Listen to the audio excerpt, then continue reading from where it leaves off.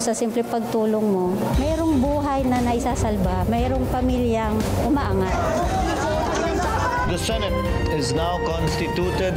At ito ang mismong Chinese Coast Guard na napakinggan ni PBBM. 6 na milyong balotang gagamitin. Sa A to Z, kumpleto tayo.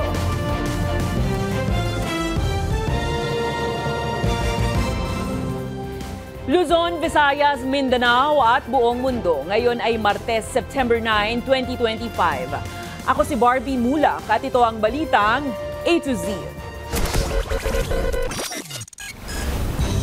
Nagbaba po si Senator Jinggoy at ang kanyang SOP dito ay 30%. Ex-assistant engineer ng Bulacan, idinawit ang ilang senador sa porsyentuhan umano sa infra projects. I will never, ever, Mr. President, destroy the name that was given to me by my parents. Senator Villanueva, bumuelta sa pagkaladkad ng kanyang pangalan sa anomalya sa flood control projects. Senator Jinggoy Estrada, hinamon si ex-DPWH Engineer Hernandez ng lie detector test. Pangulong Marcos, nagbabala maging mapanuri sa kaliwat ka ng name-dropping sa maanumalyang flood control projects. DPWH Secretary Dizon, dismayado sa substandard flood control projects sa Oriental Mindoro. Sa showbiz, Michael V. trending sa kanyang Sara Diskaya impersonation. At sa diskarteng Pinoy, mga outfit at pangpormalan pero pasok sa budget.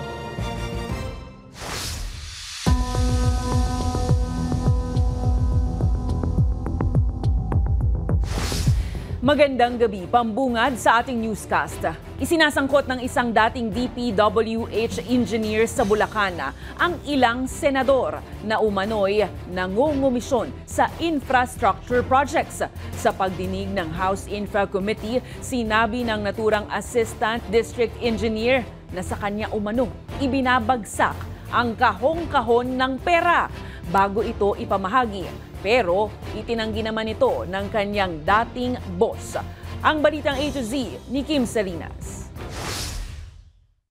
Ang hinihingi nilang porsyento ay hindi bababa sa 10% at umaabot pa sa 25%. Ilan sa kanila ay sina Terence Calatrava. Matapos sisiwalat ng kontratistang si Curly Diskaya ang mga kongresistang sangkot sa di umano'y korupsyon sa government projects, ngayon ang dating Bulacan Assistant District Engineer naman na si Bryce Erickson Hernandez ang nagpangalan sa mga senador na umano'y sangkot. Ayon kay Hernandez, sa kanya umano'y binabagsak ang kahon-kahon ng pera bago umano'y ito kuhanin ng district engineer. With a total of 355 million pesos, Your Honor. Nagbaba po si Senator Jinggoy at ang kanyang SOP dito ay 30% as per our District Engineer Henry Alcantara.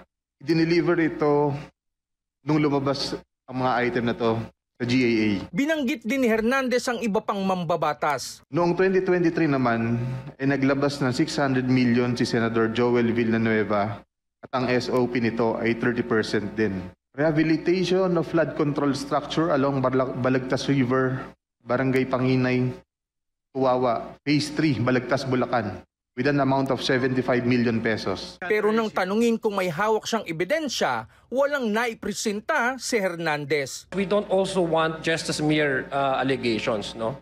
We just want to know from our guest, Bryce, do you have a circumstantial evidence that can prove your allegations as indeed these arrangements ay nangyayari? Regarding sa mga text messages, wala po. Lahat po ito sinasabi po ng aking boss sa akin. Okay, ganun, si Alcantara. Kagaya nga po ng sabi ko, ganun po ako ka-close sa kanya. Lahat po ng transaction sinasama niya ako. Dumalo rin sa pagdinig ang dating boss ni Hernandez, ang dating Bulacan District Engineer na si Henry Alcantara. Itinanggi ni Alcantara ang akusasyon ng kanyang dating tauhan. Yung sinasabi niya po na dinala niya sa akin ng pera, hindi po totoo. Wala po akong tinatanggap tungkol po sa nanggagaling na transaksyon nila kay Sally Santos. Maring ding itinanggi ni Alcantara ang pagdawit kina Estrada at Villanueva. Hindi po totoo yan na ako'y nagdi-deliver sa mga politiko. Senator Joel 2023, wala pong project na flood control si Senator Joel ever since. Pinatawan naman ng Senado ng contempt order si Hernandez dahil sa kanyang pagdawit sa ilang senador. Hiniling ni Hernandez na manatili sa Kamara para umano sa kanyang kaligtasan.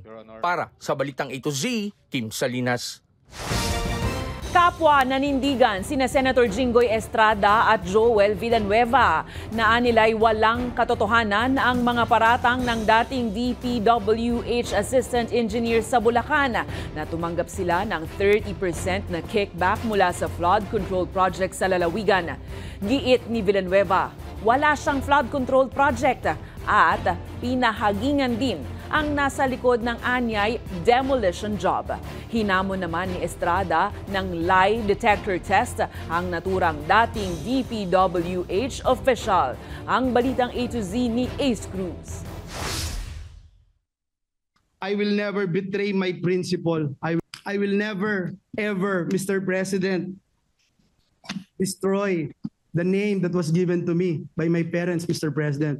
Nanindigan si Senador Joel Villanueva na malinis ang kanyang pangalan sa gitna ng paratang ni dating DPWH Bulacan Assistant District Engineer Bryce Hernandez.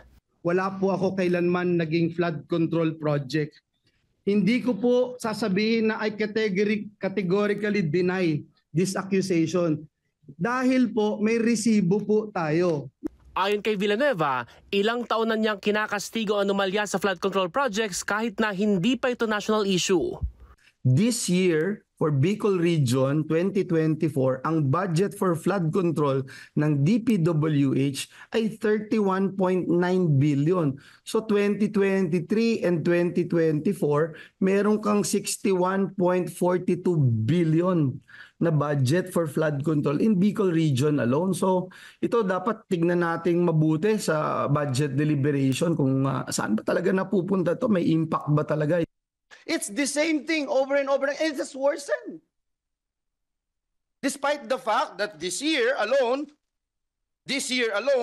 we have 188 billion flood control project ng DPWH. Hindi pa ho kasama yung ibang mitigating items. Suspetsa ng senador, may malaking personalidad ang nasa likod nito na tinawag niyang si Dracula. Dito rin po sa buluhagan na ito, Mr. President, unang nasabi yung binabanggit kahapon ni Senate President Escudero, a name that cannot be mentioned. Walang iba kung hindi si Dracula, na ginawang tagapagbantay ng Kamara doon po sa National Blood Bank natin. Muli niyang sinabi na hindi siya magpapadala sa demolition job na ito. May hamon naman kay Hernandez si Senador Jinggoy Estrada na isa rin sa pinangalanan nito. To take a lie detector test with me. Let us settle this once and for all and show the public who is telling the truth. Diretsang din sinagot ng senador ang paratang ng dating DPWH engineer kaugnay sa 355 million pesos na halaga ng flood control projects na inilaan sa Bulacan itong taon, kung saan nakakuha umano ng 30% na kickback si Estrada. Lahat siya nasa GAA. Everybody can choose any item from the GAA at ibintang kahit kanino senador. Isang malaking kasinungalingan ng mga pinagsasabi niya patungkol sa pagbabako ng mga proyekto.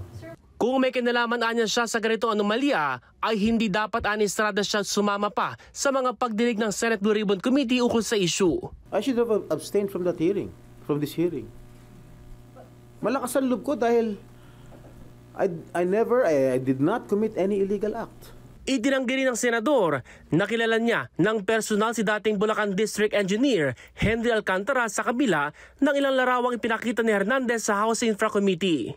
Nakadakdang magsampa ng kaso si Estrada laban kay Hernandez dahil sa anya'y walang basihang mga paratang.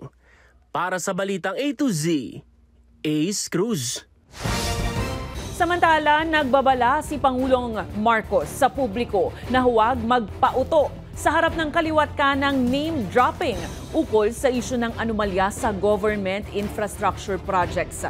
Kasabay nito, nakatakdang i-anunsyo ni PBBM ang Independent Commission na susuri sa lahat ng mga alegasyon at sumbong para anya mapanagot ang mapatutunayang sangkot. can I correct that? These are not revelations, they are allegations. Nagpaalala si Pangulong Ferdinand Marcos Jr. na ang mga pangalan na binanggit sa magkahiwalay na flood control investigation sa Senado at sa Kamara ay kailangang isailalim muna sa due process. Giit ng Pangulo, madaling mabiktima ng name dropping ang matataas na opisyal ng pamahalaan. Sasabihin, utos ni Presidente, utos ni Secretary, utos ni ganto. Tapos hindi naman totoo. All of us who are in high positions of high offices in government, all of us suffer. Akala ko approve mo eh. Wala akong alam dyan. Sabi ni ganito, ikaw daw mga nagpa-approve nito. Sabi ko, sasabihin mo, hindi, wala akong alam dyan. Sa Kamara, idinawit ng isang dating opisyal ng DPWH ang ilang senador sa umano'y porsyentuhan sa infra projects. Habang una nang ikinanta ng mag-asawang kontratistang sina Curly at Sara Diskaya, ang mga kongresista na umano'y kumikbak sa mga proyekto. Alam naman ninyo yan. Nina-name drop lahat. Pagpapakuha ng picture. Tapos sasabihin, tingnan mo, malapit kami. Sa isang araw, 1,000 yung nagpapapicture sa akin. So lahat yung 1,000 na yun, malapit sa akin. Di ba? So people have to be more careful. At wag silang masyadong gullible.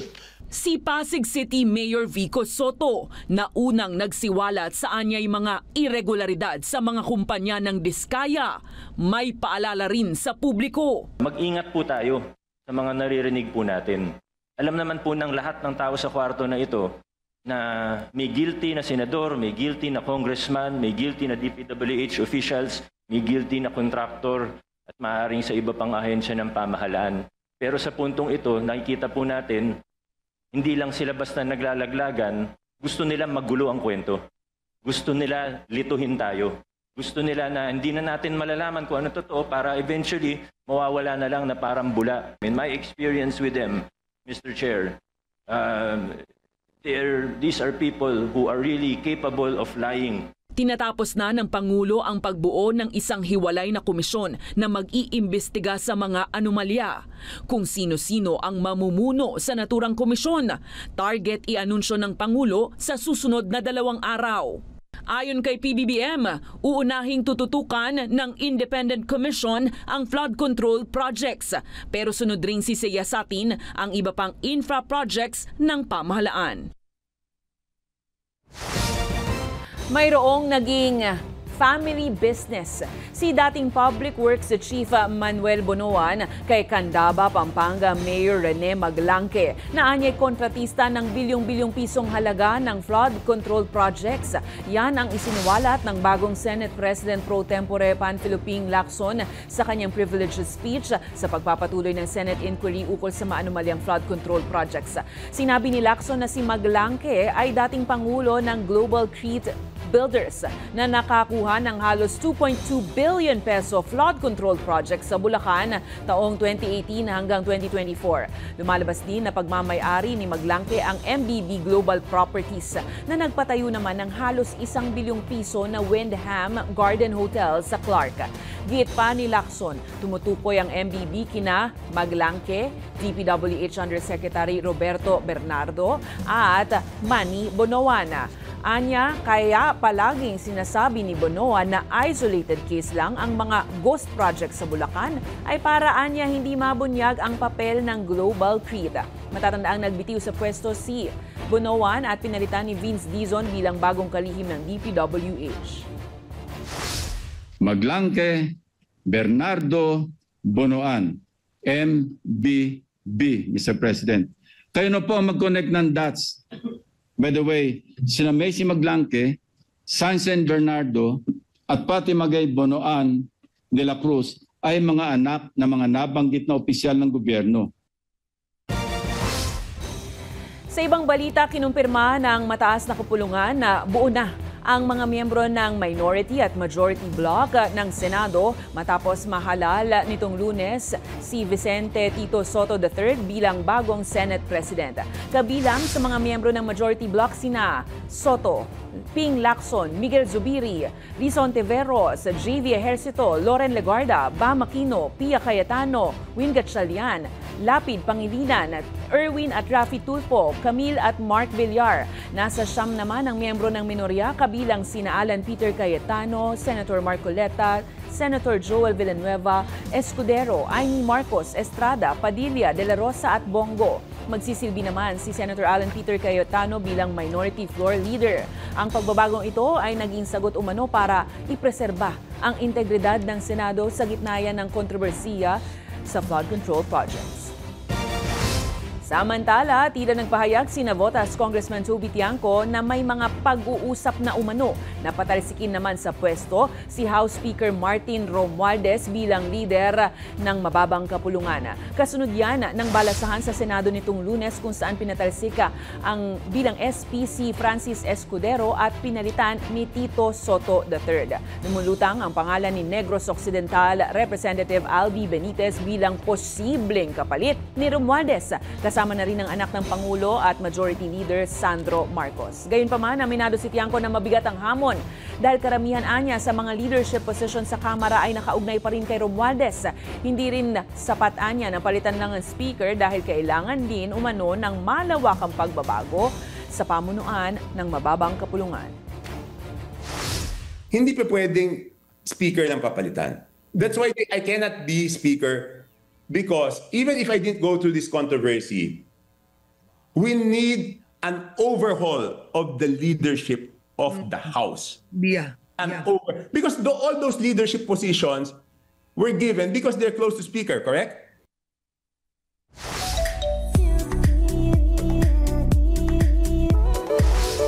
Hindi pa tapos ang hearing. Trending ngayon ang latest paandar ng comedy genius na si Michael V. kung saan tila ini-impersonate niya ang kontrobersyal na kontraktor na si Sara Diskaya para sa longest-running gag show sa Pilipinas na Bubble Gang. Gaganap si Michael V. bilang si Shala Dismaya. Pinagbigyan na nga ni Bitoy ang panawagan ng netizens na i-cover ang kontrobersyal at mainit na issue ng flood control projects. Ito'y matapos mapansin ng publiko ang anilay malaking pagkakahawig ng komedyante kay Sara Diskaya nang humarap siya sa Senate Blue Ribbon Committee hearing hinggil sa umano'y anomalya sa flood control projects.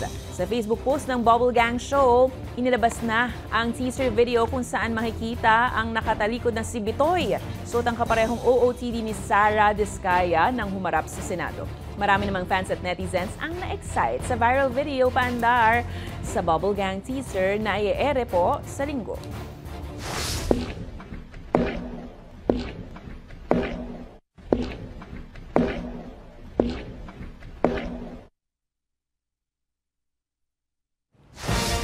Susunod, DPWH Secretary Dizon ininspeksyon ng flood control project sa Oriental Mindoro, kalihim, dismayado sa substandard na kalidad. At isang Filipina na umano'y cult leader at self-proclaimed Queen of Canada, muling inaresto. Mapapadeport kaya? Abangan ang kumpletong ulat sa pagbabalik ng balitang A to Z.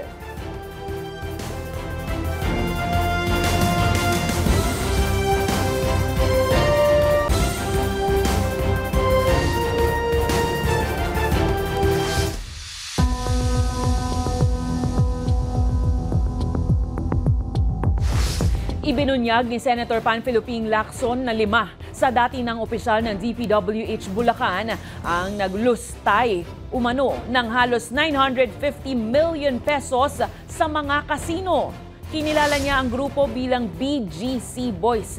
Hindi ibig sabihin Bonifacio Global City, kundi anyay bilang Bulacan Group of Contractors. Dahil sa umano'y marangya nilang pamumuhay at madalas na pagpasok sa mga kasino, habang lubog naman sa baha ang mga residente ng Bulacan. Giit ng senador, may ebidensya ng dayaan sa biddings, mga peking progress reports at ghost projects. Ilang kontratista rin umano ang binayaran ng maramihan sa kabila ng hindi tapos na mga proyekto. Tinukoy din ang posibleng money laundering scheme, kabilang ang pagpapadala ng daan-daang milyon sa kasino, pagpapalit ng cash at pagdedepositong muli bilang tseke. Nananawagan naman ngayon sina Senator Erwin Tulfo at Riza Ontivelos sa AMLAC na magpaliwanag sa susunod na hearing para masubaybayan ang malalaking galaw ng pondo. Bulacan First District Engineering Office gained them a moniker, BGC Boys. Not Bonifacio Global City Boys, Mr. President, but rather the Bulacan group of contractors as they have been known to casino employees. Ganit na ang taong bayan sa patuloy na pagsingaw ng mga issue hinggil sa maanumalyang flood control projects sa bansa. Anila dapat mapanagot ang mga sangkot sakaling mapatunayang may kinalaman nga sila sa pagkulimbat sa kaban ng bayan. Habang ang DPWH patuloy ang pag-inspeksyon at pagsasaayos ng mga proyektong overpriced, substandard o di kaya naman ay gawa-gawa lang. Ang balitang ito ni Naomi Almojano. Ang hinihingi nilang porsyento ay hindi bababa sa 10%. And all of that with a total of 355 million pesos, Your Honor. Kasi simula pa lang ng Setyembre at kung iisipin, bare months na pinakaaantay ng mga Pilipino. Pero imbis na aginaldo at Christmas songs ang inaabangan ng taong bayan, pagbubunyag sa mga sangkot sa maanumalyang flood control project sa bansa ang kanilang inaantabayanan. Tila teleserye kasi sa dami ng pasabog, kaya pati galit ng publiko sumasagad na rin. Galit po, kasi syempre unang-una, nagbabayad kami ng buwis tapos malalaman namin hindi naman pala napupunta sa tama yung mga binabayad namin. Yung flood talaga is talagang malala siya throughout the years and parang walang nangyayaring improvement. Anila, dapat mapanagot ang mga tinawag nilang kurakot dahil unfair ito sa kanilang kumakayod ng patas araw-araw. Maawa naman sila sa taong bayan kasi nagsasuffer po kami. Kami po yung nagbabayad ng mga tax. Pera ng taong bayan niya, ma'am. Kumbaga kami naghihirap niya, ma'am. Kami nagbabayad ng tax. Kailangan panagutan nila yan. Kaya ang bagong kalihim ng Department of Public Works and Highways na si Vince Dizon, patuloy ang pag-iinspeksyon sa mga flood control projects sa bansa na kung hindi nowhere to be found, substandard o overpriced pero tinipid. Ngayong Martes, ininspeksyon ni Dizon ang 2.6 billion pesos na 1.5 kilometer megadike project sa Barangay Nawan sa Oriental, Mindoro na nasira pa nga noong Hulyo dahil lang sa habagat. Lahat ng detalye from planning, implementation, permitting, lahat walang coordination sa local. Ngayon nga ako nakakita ng proyekto na walang building permit, walang environmental clearance certificate, walang kahit anong permit. At ang pinakaikinadismaya pa ni Dizon, nang sukati na ang sheet piles ng proyekto. Sa plano kasi 12 metro dapat ito, pero nang mano-manong sukatin, 3 metro lang ang lalim nito. May ghost projects ding naitala ang ahensya. At dahil dito, pansamantala munang pinahihinto ni Dizon ang konstruksyon ng proyekto habang kanila pa itong nire-review. Para sa Balitang A to Z, Naomi Almojano. Binanatan ni Pasig City Mayor Vico Soto ang mag-asawang kontratista na sina Pacifico Curly at Sara Diskaya matapos ang kanilang testimonya sa Senado. Sa pagdinig ng House Infra Committee, ibinunyag ni Soto na lahat ng 9 na kumpanya ng mga Diskaya na nakabase sa Pasig City ay may malalaking tax deficiencies at maraming paglabag sa lokal na pamahalaan. Ayon sa alkalde, kahit nahatulan na si Curly Diskaya sa 2 kaso ng paglabag sa building code violations, patuloy pa rin ang pagkokontrata ng mga kumpanya nito sa gobyerno. Tinawag ni Soto ang mag-asawa na habitual liars o mga sinungaling lalo na sa pag-angkin ng lugi sila sa mga proyekto. Giit niya, hindi pa kapanipaniwala na tumatanggap ng kontrata ang mga ito kung talo sila umano sa negosyo. Meron pa po, sabi po nila, when Senator Tulfo was questioning them, sabi niya po, minsan daw po, lugi pa daw siya. Ang bait naman po ng mga ito kung tumatanggap sila ng kontrata sa gobyerno, nagbibid sila para malugi. Marami nga po tayong naobserbahan na you use the term inconsistencies, but I would like to be more direct. Kasinungalingan po talaga. At lantarang kasinungalingan naman po yung mga sinasabi nito. Binatikos ni Davao City 1st District Representative Paulo Duterte ang investigasyon ng Kamara kaugnay sa maanumaliang flood control projects. Ito ay matapos mabanggit sa pagdinig ni DPWH Undersecretary Maria Catalina Cabral na halos 51 billion pesos ang na-allocate para sa infra project sa distrito ni Duterte sa Davao taong 2020 hanggang 2022 sa huling bahagi ng termino ng kanyang ama na si dating Pangulong Rodrigo Duterte. Sa pahayag ni Paulo Duterte, questionable anya ang bigla ang paglilihis ng usapan patungo sa kanilang mga Duterte sa halip na harapin ang mga opisyal ng DPWH na umamin sa pagbibigay ng payola. Giit din ni Duterte na ginagamit lang ang kanilang pamilya at ang Davao City para malihis ang isyu sa korupsyon. Hamon ng kongresista, ilabas ang kanilang mga budget at ebidensya ng proyekto sa kanilang distrito sa mga congressmen para makita kung sino ang tunay na nangungurakot. Sinabi ni President Ferdinand Bongbong Marcos Jr. na walang ilalaang pondo sa flood control project sa taong 2026. Sa gitna nga yan ng review ng DPWH sa proposed budget matapos mabunyag ang mga anomalya. Paliwanag ng Pangulo, mayroon pang 350 billion pesos mahigit na pondo mula 2025 na magagamit kaya tuloy-tuloy pa rin ang mga proyekto. Giit ni PBBM, dapat tapusin ng mga kontratista ang mga proyekto nang walang karagdagang gastos sa gobyerno. Tutol din si Marcos sa panawagan ng mga lider ng Kamara na ibalik sa ehekutibo ang 2026 National Expenditure Program at sa halip ipinag-utos na isulat muli ng DPWH ang kanilang budget saka isumite sa Kongreso.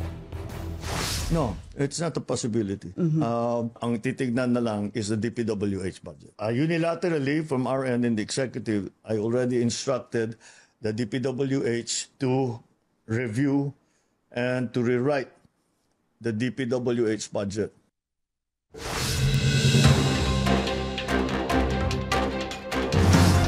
Nananawagan si ML Representative Leila De Lima at iba pang kongresista ng pagbuo ng isang independent commission o non-partisan body para imbestigahan ang pag-aabuso sa bilyong-bilyong pisong infra funds. Nagugat ang panawagan sa paglitaw ng mga testimonya ng mga kontratistang sina Diskaya na nagbunyag ng umano'y kickbacks ng umaabot hanggang 25% kung saan sangkot ang 17 mambabatas at ilang opisyal ng DPWH. Giit ni De Lima, walang kredibilidad ang mga investigasyon kung mga nasasangkot din ang nangunguna sa hearing. Samantala, nananawagan ng mga senador sa Department of Budget and Management na bawasan ang presyo ng mga proyekto ng gobyerno para mawalan ng pondo ang mga pinagmumulan ng korupsyon. Sa pagdinig ng Senate Subcommittee on Finance, giit ni Senator Loren Legarda na mas maraming proyekto ang masasakutuparan kung tatanggalin ang paglalagay sa bawat kontrata. Welcome naman kay Budget Secretary Amena Pangandaman ng panukala at sinabing nakausap na si Public Works Secretary Vince Dizon ukol sa pagbaba ng standard costing ng hanggang 40% na mas mababa.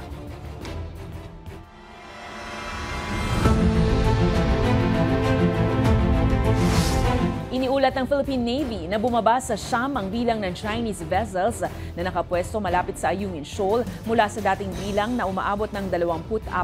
Kabilang rito ang 2 Chinese Coast Guard at 7 maritime militia ships.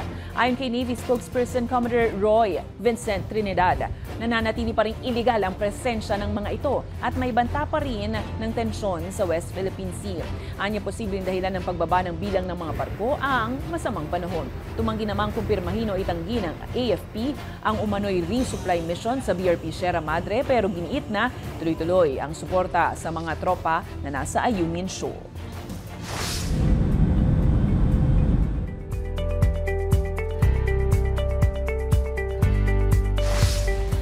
Muling inaresto ng pulisya sa Canada ang isang Filipina immigrant na si Romana Didulo na siyang nagpakilala sa sarili bilang Queen of Canada. Nasa kote si Didulo September 4 at 15 kasamahan nito matapos ang police raid sa kanilang compound sa Richmond, Saskatchewan. Nakalaya rin sila ng walang kaso pero muling dinakip si Didulo dahil naman sa paglabag sa kondisyon ng kanyang pagkakapalaya. Nakapagpiyansa si Didulo September 8 pero inutusan na manatili siya hanggang sa kanyang paglilitis sa September 17. Sumikat si Didulo sa QAnon movement dahil sa pagkalat ng mga conspiracy theories.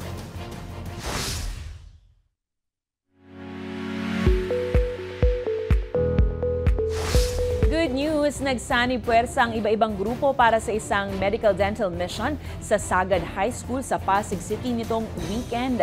Mula sa libreng pagpapabunot, medical consultation, hanggang sa libreng ECG testing, mga reading glass at maging pagupit at masahe, aabot sa mahigit 300 ang naserbisyohan. Mayroon ding libreng masahe, legal consultation at feeding program.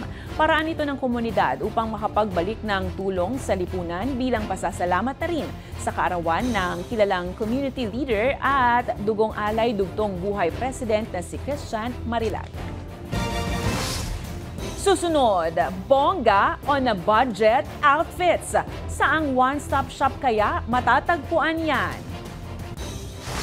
Manatiling nakatutok, kayo ay nanonood ng Balitang A to Z.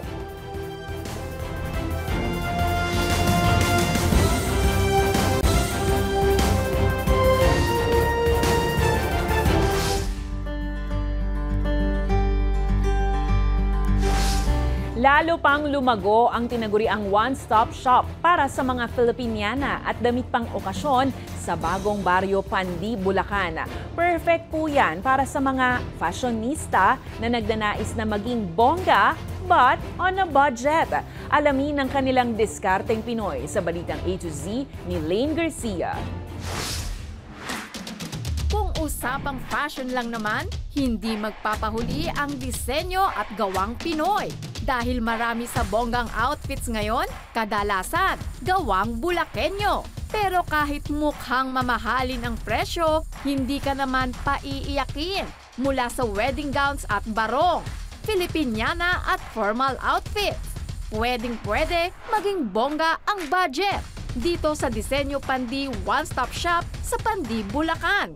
Umusbong ang Disenyo Pandi bilang isa sa pinakamalaking pagawaan ng tradisyonal at formal na kasuotan. At ngayon, lalo pang lumago ang kooperatiba sa likod nito. Sa pagbubukas ng kanilang bagong baryo multipurpose cooperative new office building, target nitong mapalakas pang lalo ang fashion at garments industry sa naturang baryo. Nagbibigay po kami ng mga trainings like yung pag-sketching, pag-cut and sewing, paano mapapagandang isang design. So binibigay po yun ni Co-op hindi lang para tulong technical para sa mga members. Tampok rin dito ang malalaking high-tech na makinaryang gamit sa pananahi. Kasi po yung computer Embro, mas mabilis siyang mag-production, di ba, kaysa sa manual. So sa isang head po, meron tayong 8 heads, may 12 heads. Mas dumami ang production, mas bumilis ang trabaho, at mas mabilis din po yung pagbibigay ng serbisyo sa members. Taong 2018 nang unang maitatag ang Disenyo Pandi na naglalayon na maipakilala at maipagmalaki, hindi lang sa Pilipinas kundi sa buong mundo. Para sa Balitang A to Z, Lane Garcia. Kung kayo ay may kwentong kakaiba, mga kwento ng pag-ibig o storya ng inspirasyon at pag-asa, maaari itong ibahagi. Sumali sa ating Facebook group na Balitang A to Z. Panoorin ang replay ng ating programa at sundan ang ating social media pages. Hanapin ang Balitang A to Z. Ang ating pabaong quote of the night ngayong Martes ay mula sa political economist at philosopher na si Ludwig von Mises. Ang sabi niya, walang mas mapanganib na banta sa sibilisasyon kaysa sa pamahalaang pinamumunuan ng mga walang alam, mga tiwali at masasamang tao. At yan po ang mga balita at impormasyon, mga kwentong may dalang inspirasyon na tinutukan ng Balitang A to Z. Ako po si Barbie Mulak. Maging maalam, makialam. Magandang gabi sa iyo, Pilipinas.